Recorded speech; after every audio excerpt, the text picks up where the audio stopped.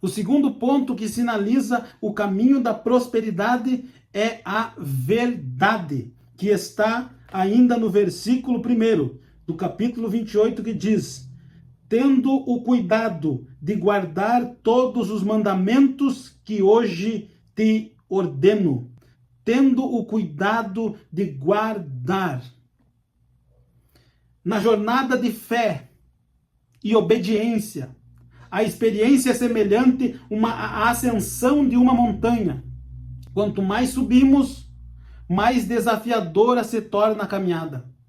Esses níveis crescentes de dificuldade nos desafiam profundamente. Quanto mais evoluímos no caminho de fidelidade e obediência, mais difícil e desafiadora se torna a caminhada. Tendo o cuidado de guardar. Onde guardamos e como guardamos as verdades, os ensinamentos, os mandamentos de Deus, senão no nosso coração. O salmista diz: escondi a tua palavra no meu coração para não pecar contra ti. Onde guardamos, senão no nosso coração, na sede das nossas emoções. Guardar no coração significa tomar como verdade absoluta. Guardar no coração é aquilo que faz sentido para a nossa vida, que tem relevância, que faz sentido ao nosso entendimento. E então guardamos, preservamos como uma verdade. Tudo aquilo que ouvimos e não tem importância, não tem relevância, logo nós nos esqueceremos. Mas aquilo que ouvimos e guardamos é algo que faz sentido, que tem importância, que tem valor, que tem relevância. Isso é guardado, é memorizado. Aquilo que nós demos valor fica armazenado no nosso inconsciente. E este nível, este ponto que sinaliza que estamos no caminho da prosperidade é o ponto da verdade. O primeiro ponto é o ponto da sujeição. Quanto mais nós nos submetemos, quanto mais nós nos dispomos, quanto mais nós nos submetemos, mais a verdade que está em nós, ela se revela. Porque se não há uma verdade em nós, nós não nos sujeitaremos por muito tempo. Logo, nós vamos dizer que não vale a pena. Logo, nós vamos desistir, porque não vale a pena. Logo, nós vamos considerar e vamos entender que não vale a pena. Então, a sujeição, o nível de sujeição revela uma verdade que está em nós. E esta verdade, ela tem dois aspectos fundamentais. A verdade de Deus e a nossa verdade. A sociedade contemporânea não tem uma verdade, não considera uma verdade absoluta. Mas nós consideramos e conhecemos uma verdade absoluta. E essa verdade absoluta se chama Cristo Jesus. Ele é o nosso parâmetro. Ele é a nossa referência de verdade. Cristo é a verdade. Cristo é o parâmetro, é a referência. Como homem, como ser humano, como servo, como filho de Deus, como obediente, como submisso. É em Cristo. Cristo é a referência, é o parâmetro de verdade. Em nós não há uma verdade absoluta, mas Cristo é a verdade absoluta.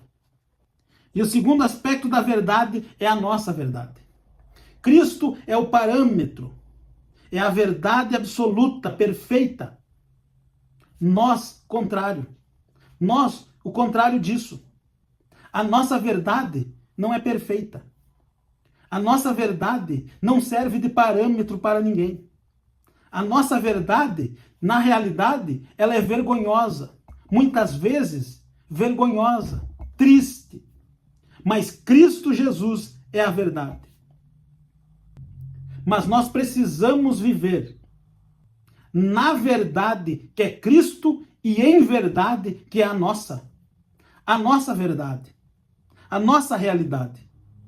Ela é vergonhosa muitas vezes. Não é perfeita. Não temos prazer em manifestar, muito pelo contrário. Nós queremos muitas vezes ocultar, esconder, porque a nossa verdade é vergonhosa.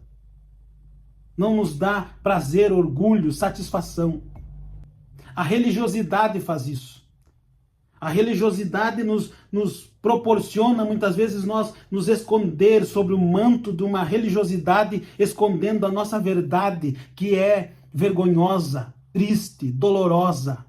Mas nós precisamos viver em verdade, manifestando a nossa verdade, por mais triste que seja. É nesse processo que encontramos cura.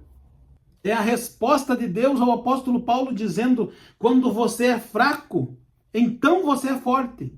Porque o poder de Deus, ele se aperfeiçoa, ou seja, ele se manifesta nas nossas fraquezas. Quando Jesus operava um milagre, na maioria das vezes, ele fazia uma pergunta.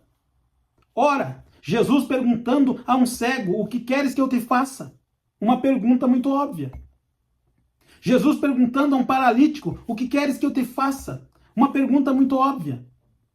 Mas quando esta pessoa confessava o desejo do seu coração, dizendo que eu veja, ela estava confessando: eu sou cego.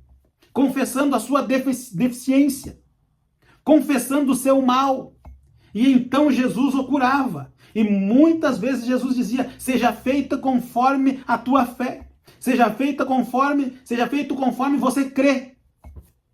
Quando confessamos, quando manifestamos, revelamos a nossa verdade, por mais dolorosa, vergonhosa, defeituosa que seja, nós confessamos para Deus, diante de Deus, então recebemos a cura.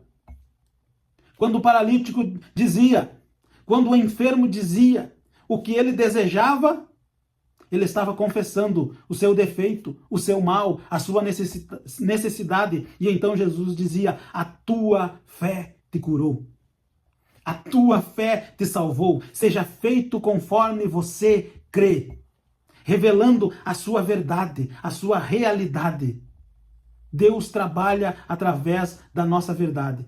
Vivamos na verdade que é Cristo, mas em verdade que é a nossa verdade, as nossas deficiências, os nossos defeitos, as nossas limitações, as nossas fraquezas, confessando-a diante de Deus. E o poder de Deus se manifesta nas nossas fraquezas, transformando-nos, transformando as nossas fraquezas em fortaleza. Porque quando chegamos no limite da nossa capacidade, Deus manifesta o seu poder nos fazendo, nos permitindo ir além e superando as nossas fraquezas, dificuldades, deficiências, limitações, imperfeições.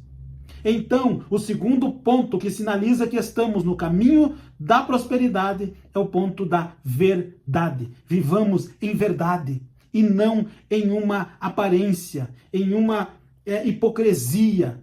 Vivamos em verdade diante de Deus, para que Ele possa nos aperfeiçoar.